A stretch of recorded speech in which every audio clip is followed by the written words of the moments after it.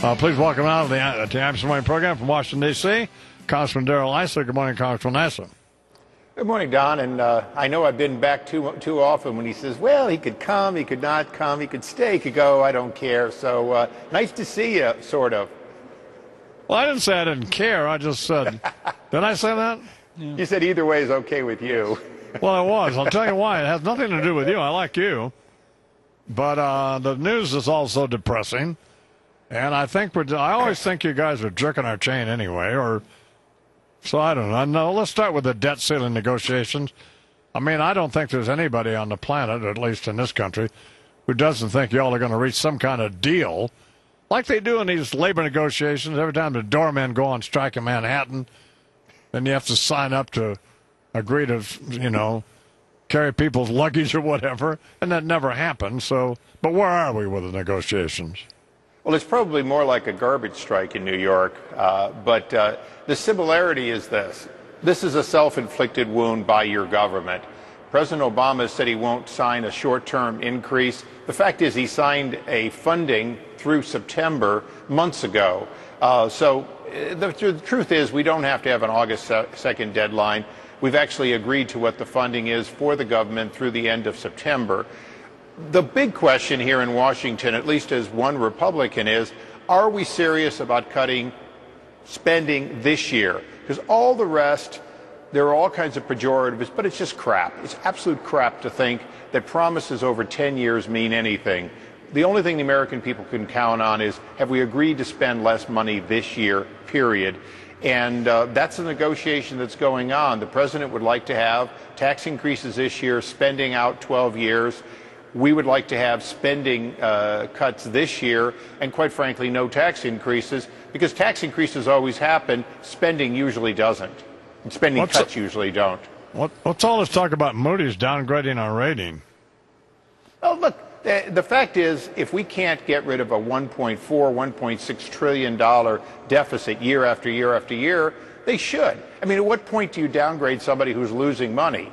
The reality is we're collecting virtually as much money as a percentage of the economy here in Washington as we ever did. We're simply spending 30, 40, 50% more than we should. And until we stop spending more, we should be downgraded if we can't make that change. Don, we've got to make the change. The only question is the change to take away basically all of your leftover money above maybe, $35,000 to pay that doorman, or do we in fact make cuts to programs that don't need to happen in America, or at least don't need to be spent in Washington? You sound a lot more sensible when you call me Don as opposed to, like Senator Kerry when he was running for president, he would call me the I-Man, which made him sound like an idiot. It's one thing if Bernie or Connell calls me, but I mean for a supposedly elected, respected member of Congress, which you are, and Senator Kerry is, it just sounded, I don't know, stupid. So good. So congratulations on that note.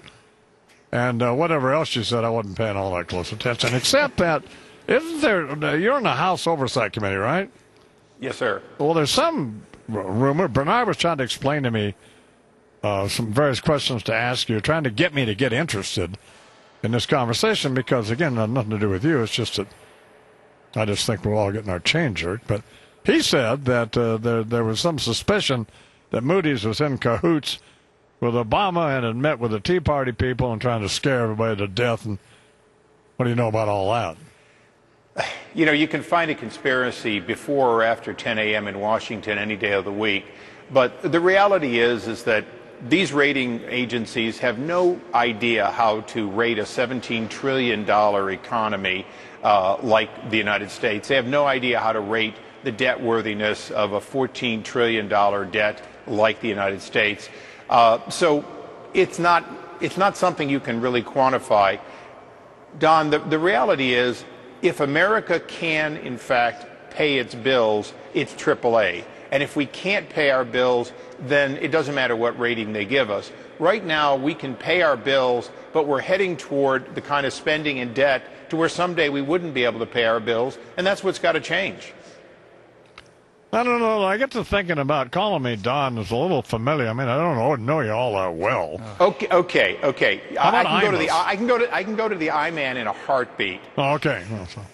Now, finally, on a more serious note, this Fast and Furious, digressing like a drunk at, well, wherever.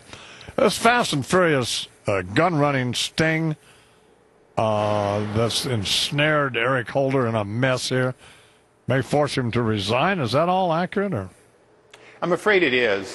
This is a little bit like Iran-Contra. When they cooked it up, which, by the way, was a great idea, Iran-Contra. I thought it was a terrific idea. Imus, when they cooked it up originally, it probably sounded good. When they looked at it after the fact, it sure sounded stupid to end up with, in that case, a couple thousand Stinger missiles in the hands of bad guys who would give them to even worse guys. In this case, over 2,000 high-powered weapons, including these 50 caliber sniper rifles, went to Mexico, and some stayed here, and are in the hands today of the drug cartels because ATF, under orders from Justice, Eric Holder, as you said, they agreed that they were going to let these things deliberately get into the hands of the bad guys, and then when you found them at the scene of crimes with dead people, they would know where they came from. The only problem is we found them at the scene of crimes with dead people, both Mexican citizens and a U.S. Border Patrol agent, and somebody said, well, wait a second, we don't let guns walk. And they testified, Eric Holder and Justice and others keep testifying, we don't let guns walk. But that's just a lie. They did let guns walk. They did knowingly turn tail as they watched those guns head either north or south into Mexico, and they did it for over 2,000 weapons, and all they have to show for it is some low-level gun buyers. Well, that sounds like something we need to look into. Of course, Holder claims he didn't know anything about it. Well, thank you, Congressman Issa, for being a good sport. I do apologize for being late, but it is what it is. Don't let it happen again, Imus. I won't. Congressman Darrell Issa here on the Imus Morning Program. You know those alarms that go off in your car that annoy the hell out of you and keep you up all night? Don't go there. It was Darrell Issa. He's the one who invented those and owns that company, or did own it.